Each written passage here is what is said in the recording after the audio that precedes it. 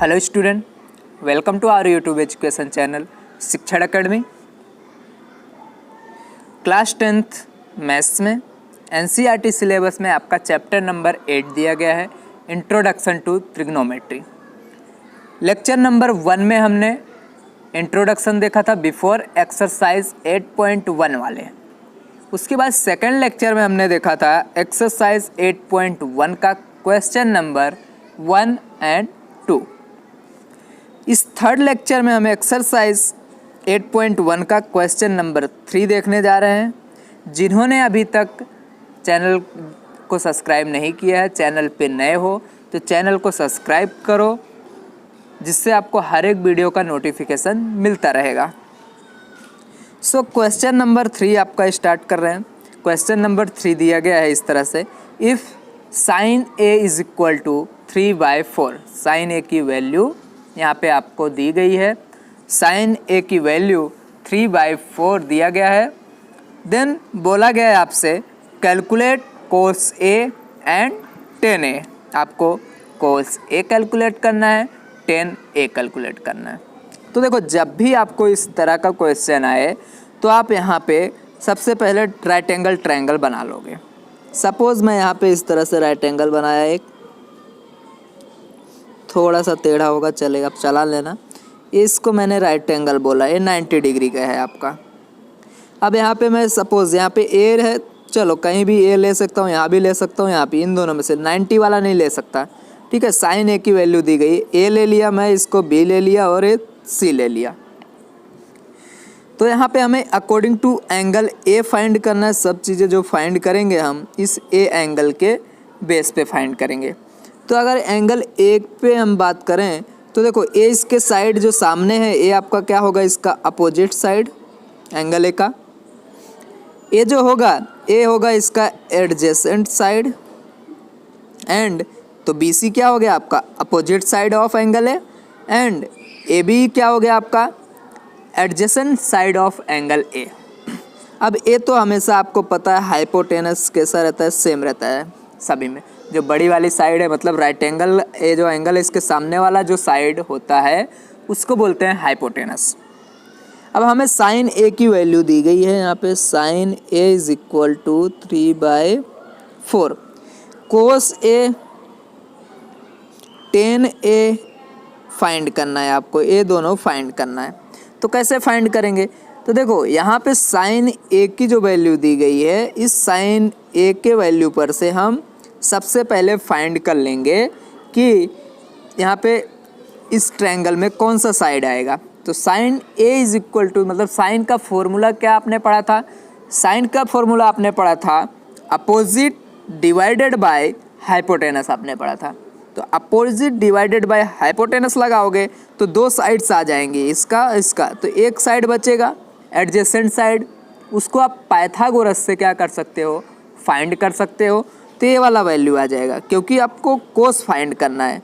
कोस find करना हो तो हमें एडजेसेंट वाला साइड पता होना चाहिए। टेन में भी क्या आता है, एडजेसेंट वाला चाहिए।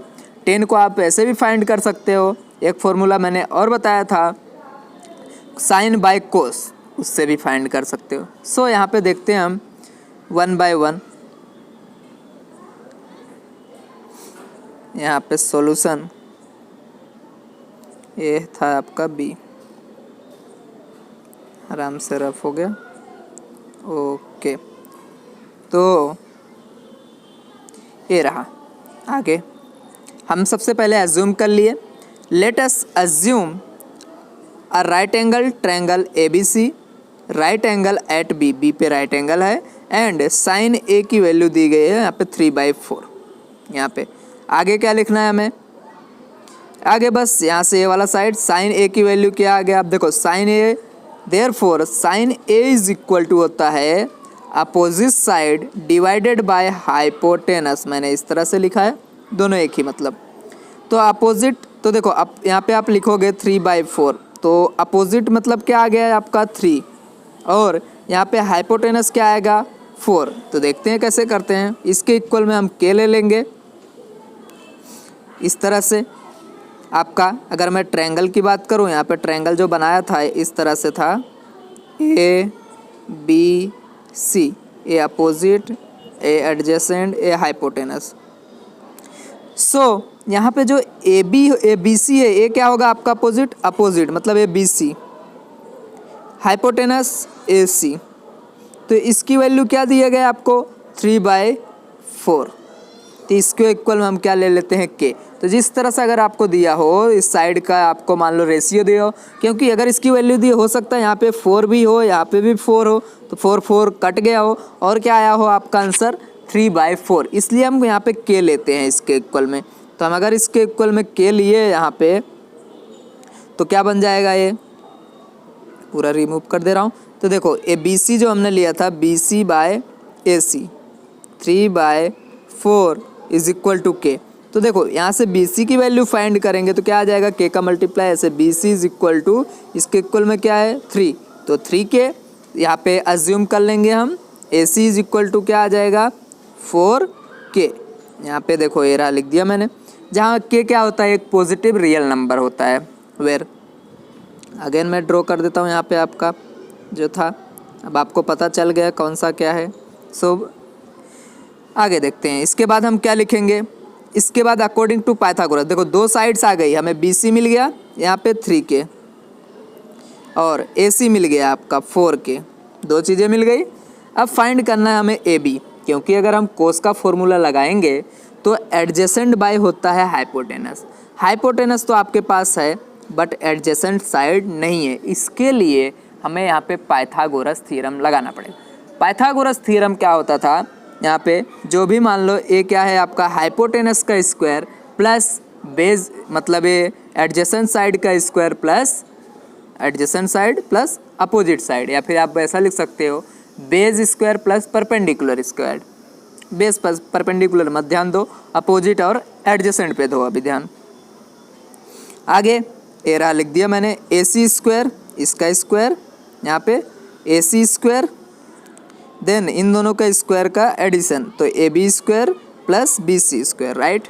आगे अब इसमें यहाँ पे देखो AC की वैल्यू आपको रख देना है 4 के एंड BC की वैल्यू दी गई है, तो BC की वैल्यू आप इन दोनों की वैल्यू यहाँ पे पुट कर दो। यहाँ पे पुट कर देते हैं हम वैल्यू, देखते हैं क्या आता है। आगे AC की वैल्यू हमने रखा 4 के, ये रहा, उसका होल स्क्वायर आ गया। Then AB as it is इसका स्क्वायर, देन BC की जगह 3 के, ऊपर स्क्वायर है तो पूरे पे स्क्वायर लगा दिया।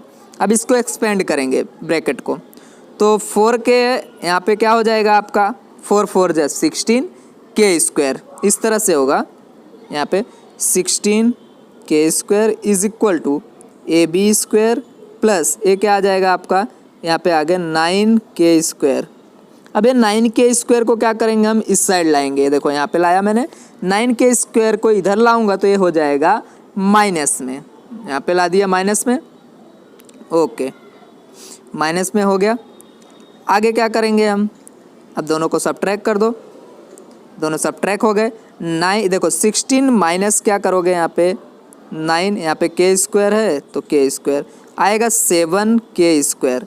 7 के स्क्वायर किसकी वैल्यू आ गई यहाँ पे, 7 के स्क्वायर जो वैल्यू आई वो आया AB स्क्वायर का, AB स्क्वायर का वैल्यू आया। अब देखो अब आपको पता है इधर भी स्क्वायर है इधर भी स्क्वायर है, तो आप क्या कर सकते हो कट कर सकते हो, स्क्वायर से स्क्वायर कट गया, बचा क्या AB की वैल्यू आ गई आपका यहाँ पे आ गया 7 के, तो ए वैल्यू आपका आया 7 के, यहाँ पे वैल्यू आ गया आपका 7 K. AB is equal to sorry √7 K, क्योंकि ये जाएगा ना ऐसा, AB इज इक्वल टू आएगा आपका √7 के, क्योंकि 7 के ऊपर स्क्वायर नहीं था तो इसके ऊपर अंडर रूट लगेगा, या फिर आप इसे ऐसे सिंपल समझ सकते हो, तो AB इज इक्वल टू ऐसा लगेगा √7 और अंडर रूट के ऊपर देखो एक के इधर चला गया स्क्वायर है, तब ये स्क्वायर से ए अंडर रूट कट जाएगा, तो बट √7 तो रहेगा बट और के क्या होगा अंडर रूट के बाहर आ गया, तो √7 के आपका आंसर आया AB की वैल्यू। आगे देखते हैं यहाँ पे क्या करेंगे, अब यहाँ पे कोस का फॉर्मूला लिखना है आपको, फिर से मैं यहाँ पे ट्रायंगल बना के दिखा दूँ, डिलीट हो गया, ABC